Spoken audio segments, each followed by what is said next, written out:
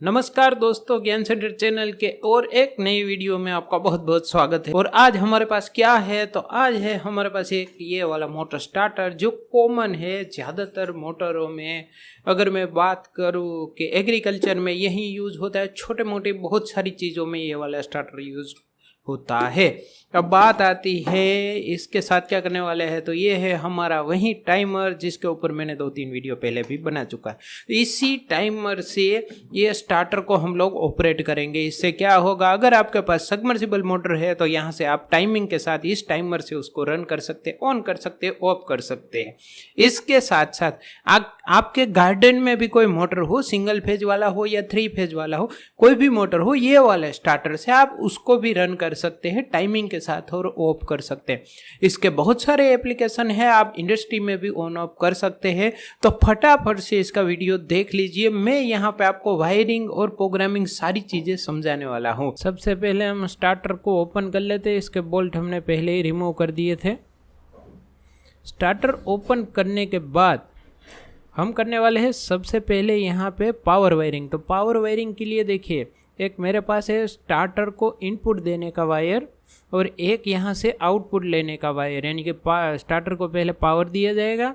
तो पावर वाला वायर अभी हम कनेक्ट करें। हो सकता है ये 3 फेज की सप्लाई हो, पहले से ही कनेक्ट हो, उससे कोई फ़र्क नहीं पड़ता, मगर हमें स्टार्टर को पावर देना है। यहाँ पे मैं सिंगल फेज पावर का यूज़ करने वाला हूँ।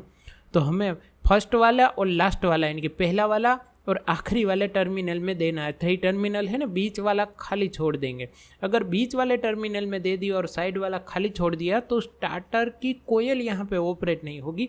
अगर कोयल ऑपरेट नहीं होगी तो स्टार्टर ऑपरेट नहीं होने वाला है।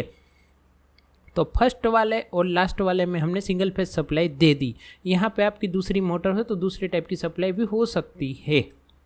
अब हमें आउटपुट के लिए चेक करने के लिए वही वाला हम बल्ब यूज़ करेंगे, जिसको हम नॉर्मल भाषा में 0 वोल्ट का बल्ब बोलते हैं। 0 वोल्ट का कोई होता नहीं, 0.5 वोल्ट आप मान सकते हैं। तो ये बल्ब का यूज़ करने वाले हैं। तो इसके आउटपुट सप्लाई स्टार्टर के ये है जहाँ पे मोटर के वायर लगते हैं, मगर हम चेक करने के लिए यहाँ पे बल्ब के वायर यूज़ कर रहे हैं। ये हो गई स्टार्टर की यहाँ पे पावर वायरिंग। पावर वायरिंग करने के बाद हम यहाँ पे कंट्रोल वायरिंग करने वाले हैं। ये बल्ब हम मोटर समझ लीजिए आपका, और हमने यहाँ पे सप्लाई देने के लिए 220 वोल्ट इनपुट सप्लाई समझ लीजिए। 3 फेज भी हो सकती है, कोई भी सप्लाई हो सकती है स्टार्टर में, 3 फेज या सिंगल फेज।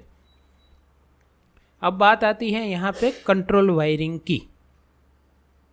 तो सबसे पहले हमें ये रिमूव करनी है ये लिंक। ये वायर देखिए होल्डिंग के लिए यूज़ किया जाता है, जो हमारे रिले से लेके कॉन्टेक्टर के चौथे टर्मिनल में है। यहाँ पे ये छोटा सा वायर रिमूव आपको करना है, वरना स्टार्टर बंद नहीं होगा। फिर एक लिंक दी हुई है NO से लेके NC बटन में। जी हाँ, NO से NC बटन में यहाँ पे एक लिंक दी, इसको भी आपको रिमूव करना है। क्यों रिमूव करना है मैं आपको आगे समझा दूंगा, मगर अभी के लिए आप इसको रिमूव कर दीजिए। रिमोट कनेक्शन यानी कि टाइमर से ऑन ऑफ करने के लिए ये लिंक भी हटानी है, और वो दूसरी लिंक थी होल्डिंग के लिए, वो भी हटानी है। अब बात आती है कंट्रोल वायरिंग कैसे करें। तो कंट्रोल वायरिंग के लिए हमारे पास यहाँ पे एक वायर है जो 2 कोर का है, 2 वायर। सबसे पहले जिसमें से लिंक निकाली उसका हमने टाइट कर दिया बोल्ट। और देखिए फर्स्ट वाले में हमें एक कनेक्शन करना है टर्मिनल। फर्स्ट वाला टर्मिनल किसका, रिले का। वो कौन सा वायर लगा, वहाँ पे देखिए येलो कलर यानी कि पीला कलर का वायर भी लगा हुआ है, उसके साथ ही यहाँ पे हमें कनेक्शन करना है। तो एक वायर हमने यहाँ से ले ली जो हमारी इनपुट सप्लाई रहेगी, और दूसरी आउटपुट सप्लाई हम कहाँ पे लगा रहे हैं वो भी देख लीजिए। तो दूसरा वायर ये रहा हमारा, और आउटपुट सप्लाई लगा रहे NC बटन के ये वाले टर्मिनल। लास्ट से दूसरा टर्मिनल आप समझ लीजिए, उसमें हम NC वायर की यहाँ पे सप्लाई लगा रहे हैं, यानी कि NC बटन है, वहाँ पे ऑफ करने का बटन जो स्टार्टर में होता है उसको NC बोलते हैं, और ऑन करने का बटन को NO यहाँ पे बोलते हैं। अब दोनों वायर के कनेक्शन हमें स्टार्टर में तो कर दिए हैं। अब बारी आती है यहाँ पे टाइमर में कनेक्शन करने की, और यहाँ पे हम लगाएंगे इसको N और V 9 वोल्ट कोयल में, यानी कि यहाँ से कोई भी इनपुट वोल्टेज नहीं आते हैं। जो मैं यहाँ पे वोल्टेज दूंगा वहीं आउटपुट निकालेगा। अब देखिए एन में मैं ये वायर लगा रहा हूँ, जो हमारा NC बटन से आया है, जो बंद करने के बटन से ये वायर आया है वो लगा रहा हूँ एन में। एन कौन सा? ये अपने टाइमर का। टाइमर में कोयल है, यहाँ पे NO कोयल है जहाँ से ऑन ऑफ सप्लाई हम कंट्रोल कर सकते हैं। और दूसरा लगा रहा हूँ यहाँ पे V में, टाइमर के V में। ये हमने दोनों वायर यहाँ पे कनेक्ट कर दिए हैं और स्टार्टर में भी कंट्रोल वायरिंग के दोनों वायर कनेक्ट कर दिए हैं। अब देख लीजिए कहाँ कहाँ यूज़ हुए कौन से वायर। कोयल में 2 वायर लगाए, फिर हमने रिले के फर्स्ट वाले टर्मिनल में एक लगाया और दूसरा वायर लगाया हमने लास्ट से दूसरे वाले टर्मिनल पे, ताकि हमारा रिले भी परफेक्टली वर्क करेगा। ओवरलोड कंडीशन में रिले भी ट्रिप होगा। अब हमने सारी सिस्टम की सप्लाई यहाँ पे ऑन कर दी है और यहाँ पे आप नियॉन टेस्टर से देख सकते हैं पावर भी आ गया, स्टार्टर में भी आ गया और रिले में भी यहाँ पे आ गया है और कंट्रोल वायरिंग में भी हमारी सप्लाई आ गई है। अभी आप देख सकते हैं स्टार्टर में सप्लाई है इनपुट कनेक्शन में, मगर आउटपुट में नहीं है, वरना हमारा लैंप ऑन होता।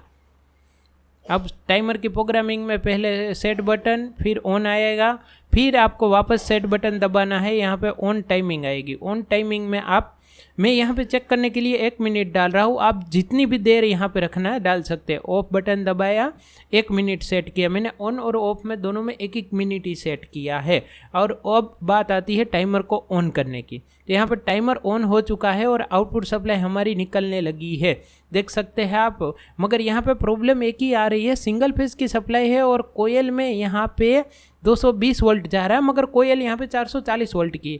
मगर हमारा टाइमर और कंट्रोल वायरिंग परफेक्टली वर्क कर रहा है। हाँ, मगर यहाँ पे कुछ हमिंग साउंड आ रही है स्टार्टर में से, जो मैंने म्यूट की हुई है। और इसी तरह आप वायरिंग कर देंगे तो वर्क करेगा 100%। और टाइमर को सप्लाई देने की बात है तो हमारा टाइमर भी ऐसा है जिसको आप 220 वोल्ट या 440 वोल्ट दोनों में चला सकते हैं। मगर जो मेरे पास स्टार्टर है उसकी कोयल है ना, वो है यहाँ पे 440 वोल्ट वाली, तो 220 से उसको थोड़ा प्रॉब्लम आ रहा है। इसीलिए मैंने नियॉन टेस्टर यहाँ पे लगा के रखा है, ताकि परफेक्टली बल्ब यहाँ पे ग्लो हो गया। और जैसे ही ये टाइम ख़त्म होगा, 1 मिनट जो हमने ऑन रखा है, वैसे ही आपका स्टार्टर ऑफ हो जाएगा। और यदि देखिए यहाँ पे सप्लाई ऑफ हो गई और स्टार्टर भी ऑफ हो गया। और अब 1 मिनट तक ये ऑफ ही रहने वाला है, क्योंकि ऑफ का टाइमर यहाँ पे चालू हो गया। जैसे ही ऑफ का टाइमर यहाँ पे ख़त्म होगा और वापस ऑन टाइम में आएगा टाइमर। अभी ऑफ टाइम मैंने यहाँ पे 1 मिनट सेट किया, वो चल रहा है साइक्लिक टाइमर में। जैसे ही ऑन में पड़ेगा टाइमर, वैसे ही स्टार्टर को फिर से ऑन करेगा। तो ऐसी ही होती है वायरिंग टाइमर से मोटर चलाने की। ये वाले MK1 स्टार्टर में, ये LNT का MK1 है। कोयल मैंने चेंज नहीं की, इसकी 220 की डाल देते, 220 वोल्ट की कोयल आती ही है, कॉन्टेक्टर की कोयल 220 वोल्ट की डाल देता तो ये नियॉन टेस्टर यहाँ पे नहीं लगाना पड़ता। अब जैसे ही टाइमर का ऑफ टाइम अभी देख लीजिए ख़त्म होगा ना, फिर से ऑन करेगा। ये देखिए हल्का सा बल्ब यहाँ पे ग्लो हो रहा है, क्योंकि वो थोड़ा स्ट्रगल कर रहा है यहाँ पे स्टार्टर, क्योंकि 220 वोल्ट है इसीलिए। अब 1 मिनट तक ये कंटिन्यू ऑन ही रहेगा। मैं जैसे ही इसको थोड़ा सा धक्का दूंगा, यहाँ पे ऑन हो जाएगा। देखिए आउटपुट में सप्लाई हमें मिल ही गई है। देखिए ये ऑन हो गया, क्योंकि 220 वोल्ट दे रहा हूँ, थोड़ा स्ट्रगल तो होगा कोयल को यहाँ पे। और जैसे ही 1 मिनट ख़त्म होगा, ये ऑफ भी हो जाएगा। तो वीडियो आपने देखा, आई होप कि आपको समझ में आ गया होगा कि ये स्टार्टर के साथ ये वाला टाइमर कैसे कनेक्ट कर सकते हैं। अगर दूसरा भी कोई कंपनी का टाइमर है तो भी प्रोसेस सेम ही रहेगी।